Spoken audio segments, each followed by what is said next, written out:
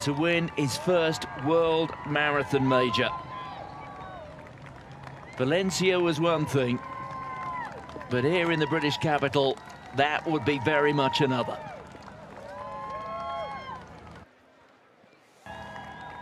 And that cadence is still high. Look at the rate at which his knees cross. His legs are crossing. He does have that slightly sort of rocking and rolling style. Quite a high arm coverage. But here he is. The clock edging towards 2 hours.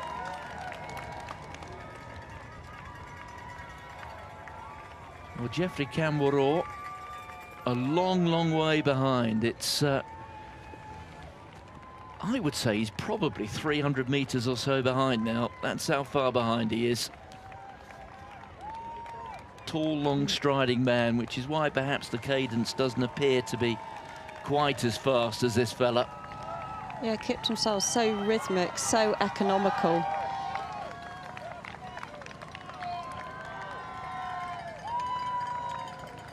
The long straight stretch here. St James's Park to his right.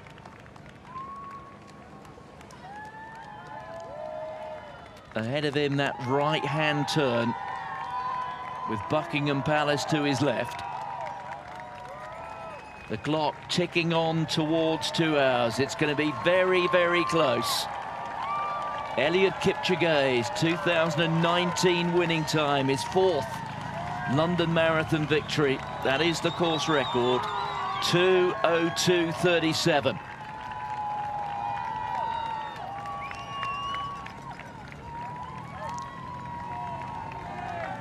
It is a steely glare. Is he trying to smile like the great Kipchoge does? They say it's good for psychology at the end to smile so the body feels happy and not under the pain of the later stages of a marathon. Well, he's well inside now the last 500 meters. He is going to break this record, and he's going to do it possibly by something like half a minute. That's how fast this performance is.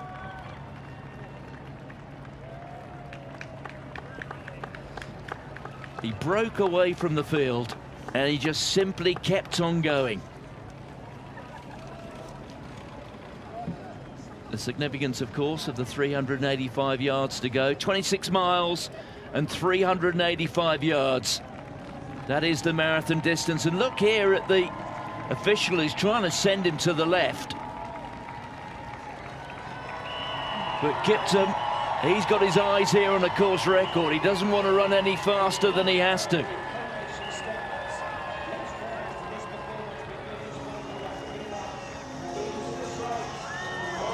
And here he goes. The big clock in front of him.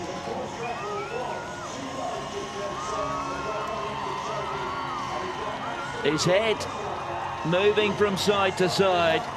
He knows that course record is on. Let's see the big clock. And he's done it. 2:01:26.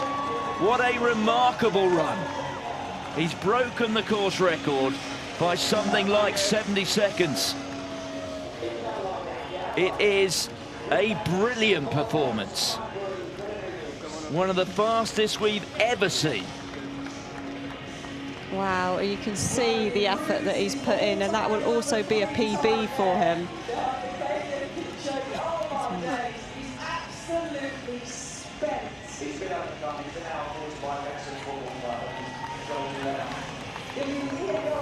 Wow, that was awesome. He really gave everything. So impressive, so dominant.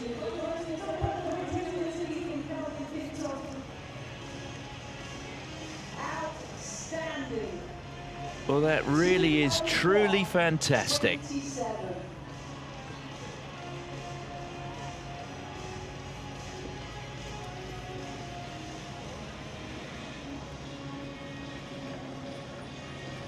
I think, does that put him second on the Well, I think it will do, won't it? now, Because, of course, Eliud Kipchoge, 2:01:09, when he set that world record in Berlin just a matter of months ago, last September.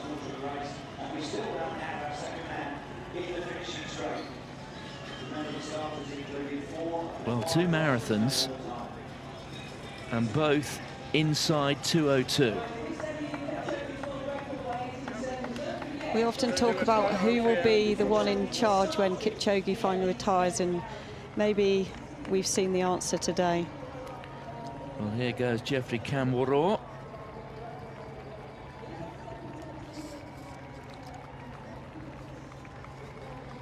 A long, long way behind, but it is going to be very, very fast himself.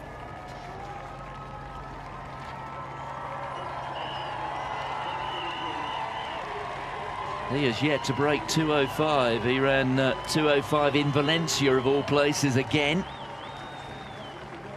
That was something like 18 months ago.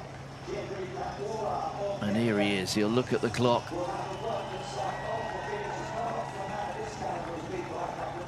He's a long, long way behind. And when you consider just how strong this field is, that in itself is a tip of the hat to Kelvin Kiptum, that he spread-eagled them.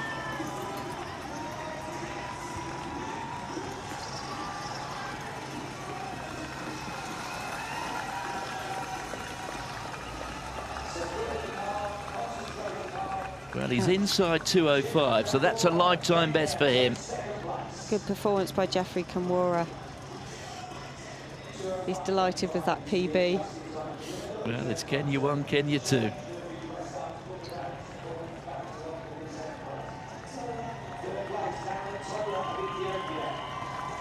Tamirat TOLA comes through for 3rd place.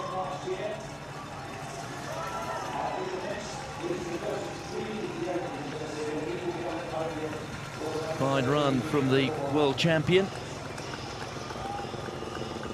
And he ducks inside 2:05.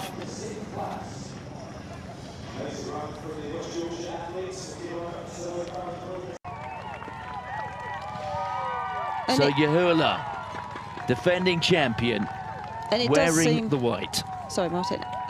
So it does seem as though this has become more of a race. They have slipped the pace a little bit and more on a time of around 2:18 at this stage, but it could explain why it's been possible as well for Sifan Hassan to get back in that mix.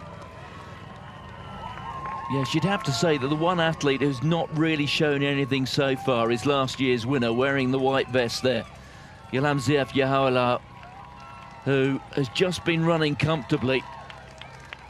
But look at Hassan, menacing with the rest of the field, and her strength does tend to be when she pushes the pace with a bit longer to go than this. So whether she's feeling like she can't push on and she's just going to see what she can do near the later stages, but definitely last year she'd pushed on ahead of the field at this stage. So the Houses of Parliament ahead of them. Parliament Square, Westminster Abbey over to the left. These are parts of London which over the course of the next couple of weeks will be shots boomed around the world for other reasons, the King's coronation. But for now, who knows, maybe we're crowning a new marathon queen, Sifan Hassan, who's had a remarkable race so far, now moving across the road. It is a right-hand turn ahead of them. There it is, into Parliament Square, then the run down Birdcage Walk. Meanwhile, Kelvin Kiptum kicking on, and he's out on his own. He's got something like 25 minutes or so of running still to go, but the cadence is still remarkably high. Look at that. Geoffrey KAMWOROR has disappeared into the background. Well, as Joe was saying, he's not a new name, because 2:01.53 achieved there in Valencia just a few months ago. But when it comes to the World Marathon Major Series and here in London, Kelvin Kiptum could be about to really make his name and carve out his reputation. Anybody who thought that maybe that one performance was a little bit of a one-off, well, that's not happening. There is Tamirat TOLA. Also just behind him, Seiful Tura, and last year's winner, Amos Kipruto, just slipping back.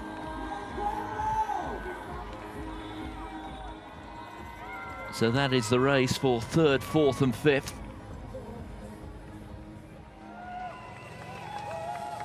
So birdcage walk. Sheila Chepkarui not entirely done for.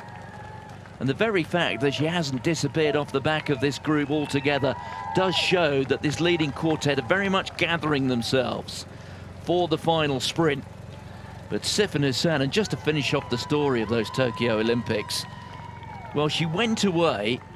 She didn't entirely succeed in what was an incredibly ambitious plan, but she won both the 5,000 metres and the 10,000 metres and came away with a bronze in the 1,500 metres. And now, well, perhaps a surprise here. Alemu Magetu it is who's kicking on. And now it's the defending champion, Yehoalau, who's slipping off the pace. And her race, certainly as a contender to take the title, appears to be gone. Perez Jepchirchir, they're in 2nd place, but look at Hassan. She appears to be coasting. Magetu has tested them, but it hasn't broken them. It has broken last year's winner. And Sifan Hassan, having been through the pain barrier, stopping 2 or 3 times on the side of the road because of the problem there with the left hip, she must just here be poised to make her kick for home. Yeah, and I think, you know, that Magetu was putting in a bit of a boot, thinking she's got Sifan Hassan there. It's going to be difficult for those 2 athletes to outkick her, and they're going to have to be worried about that. Has Hassan got enough left to produce her trademark awesome finish at the end of this race? And I thought Yehoalau could have been struggling a bit, bearing in mind she'd made a play for this race much earlier on when she won this race last year. Well, Sifan Hassan, she leaves fields for dead in 1,500 metre races. What can she do with women who, despite remarkable talent, have nothing like her leg speed? But it is Magetu of Ethiopia, Hassan of the Netherlands. Just a little grimace though from Hassan, not entirely unfamiliar. Jepchirchir, but it's Hassan, if you like, who has the curb. Yeah, the question is, can she produce that finish in a marathon? Well, it's about 300 metres to go, and I wonder if Hassan is almost painting the picture in her mind of an athletics track.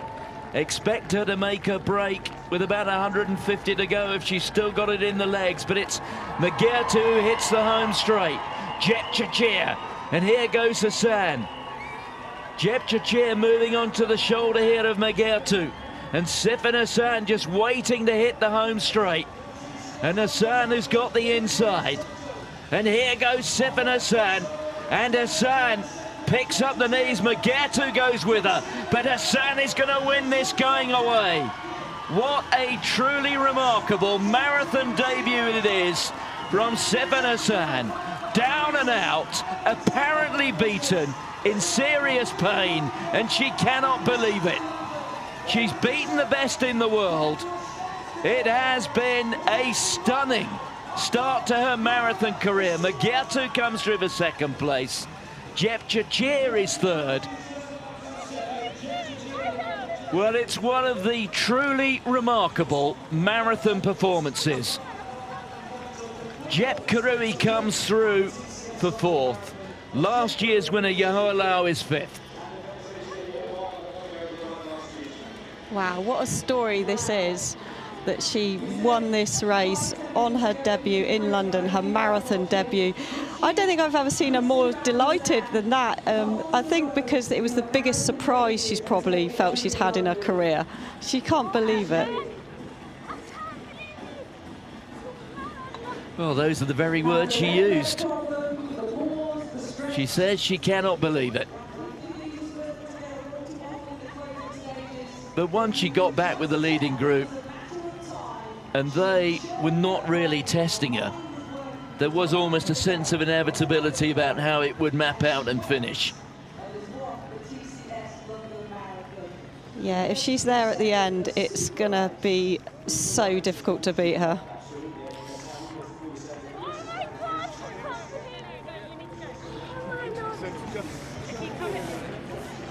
Well, she said she was nervous, she said she was curious, and she...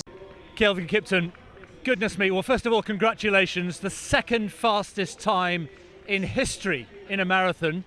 What are your initial thoughts? For today, I'm very happy to run my second fastest time in history.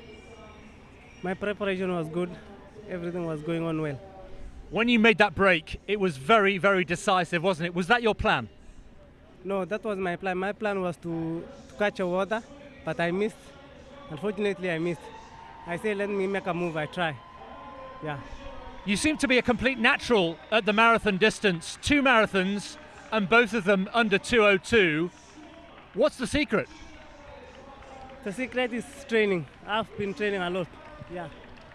Everything is good. My training, very okay. And your first experience of the London Marathon, how would you describe it? I was very happy to be invited in London.